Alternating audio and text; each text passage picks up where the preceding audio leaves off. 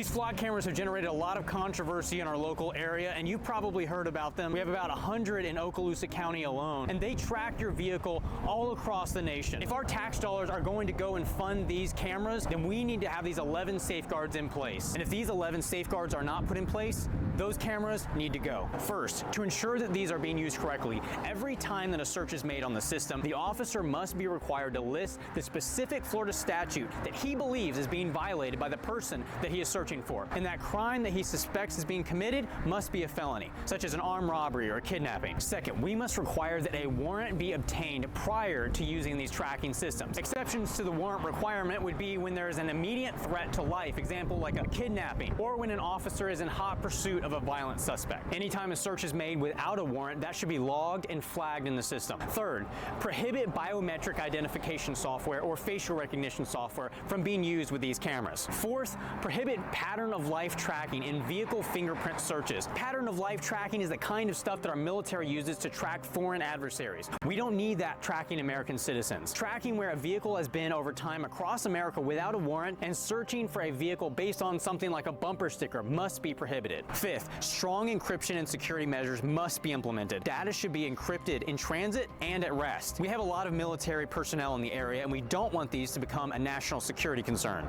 Sixth, independent audits twice a year. An independent auditor should review 10% of all searches and 100% of all non-warrant searches to ensure that they're being used for legitimate law enforcement purposes, and reports should be made public within 90 days of those audits. Transparency and consequences. Anytime someone uses these cameras for illegitimate purposes, there must be consequences, and it should be publicly reported the times that it's misused. Annual security review. An independent cybersecurity team should review the systems every single year for vulnerabilities. Findings should be released and published publicly within 90 days of such an audit. Our data, our control.